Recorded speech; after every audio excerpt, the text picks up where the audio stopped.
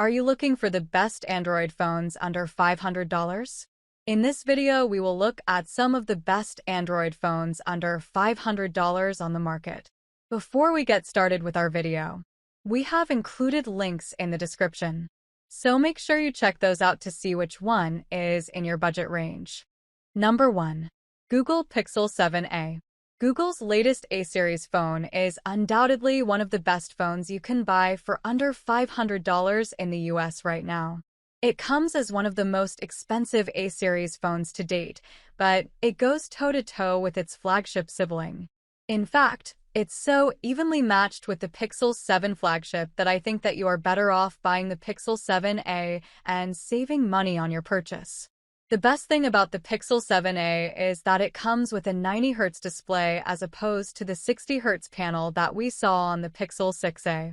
Not only does this solve one of the biggest gripes I had with Google's A-series phones, but it also puts the Pixel 7a in the same league as the Pixel 7 and a few other top contenders in this segment.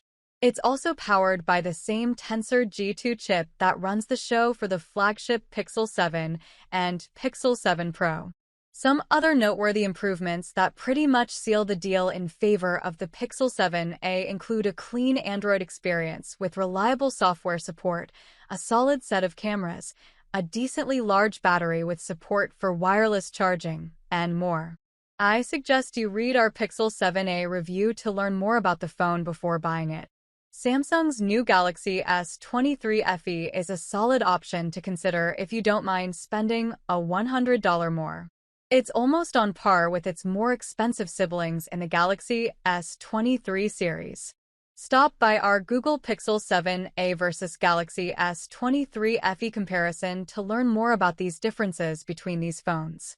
Number 2. Google Pixel 6a.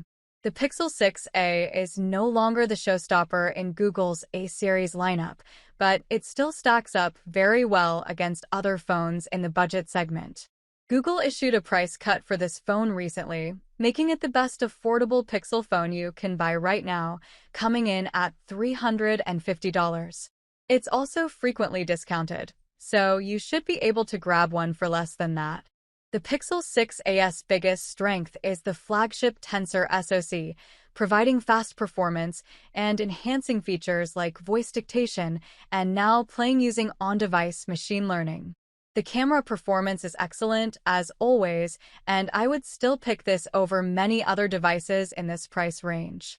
The display is one of the weakest links of the Pixel 6a. While the 6.1-inch OLED panel offers good saturation, deep blacks, and sufficient brightness, it lacks a higher refresh rate. If you're coming from a phone with a 60Hz display, this is unlikely to notice this difference, but it is nevertheless an odd omission given every phone at this price point at least offers a 90Hz display.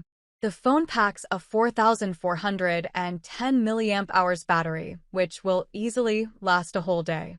However, the 18W charging speed is nothing to write home about, and it also doesn't help that Google doesn't include a charger inside the box.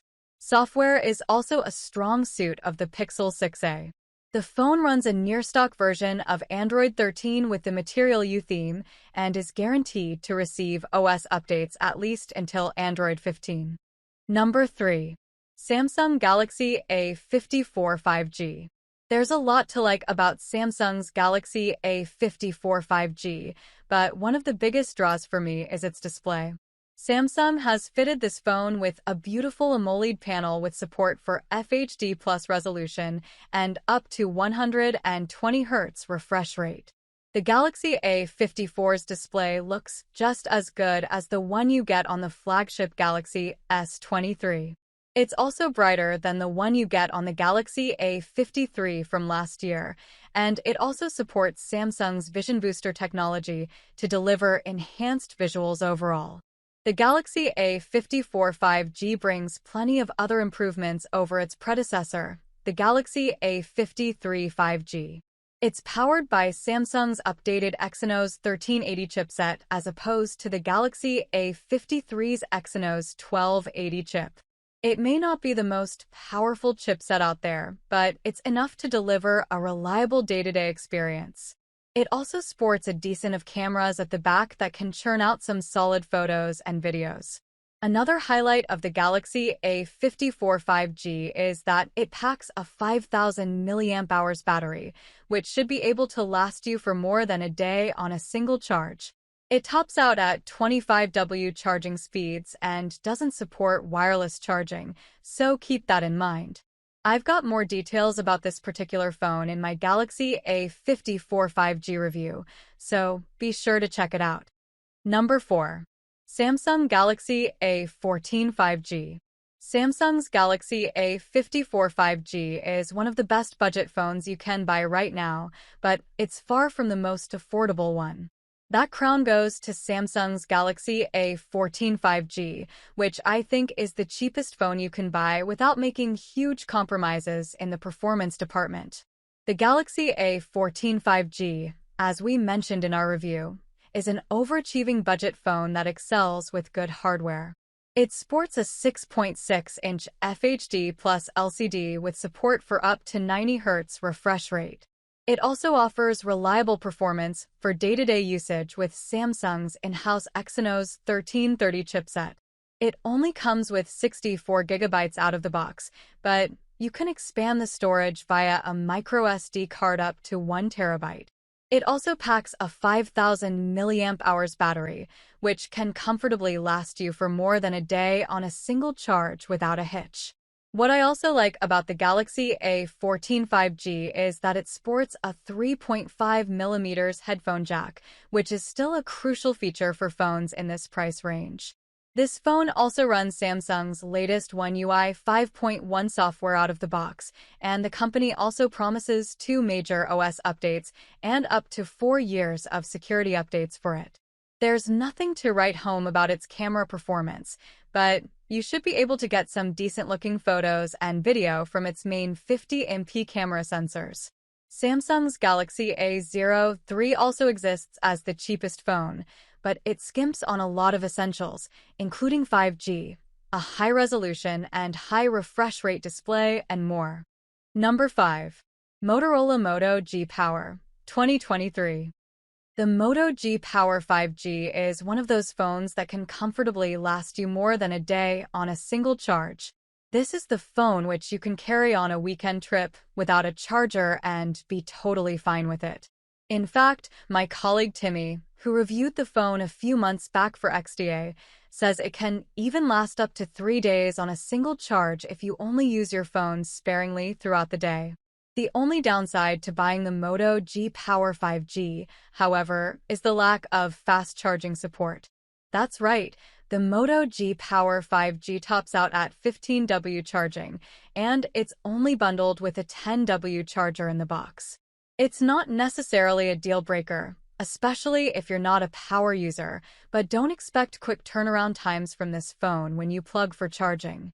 This particular phone offers decent performance thanks to the MediaTek 930 chip and 6 GB of RAM, both of which are significant upgrades over the previous model's MediaTek Helio G37 and 4 GB of RAM.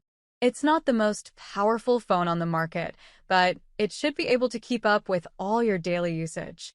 Number 6. OnePlus Nord N35G.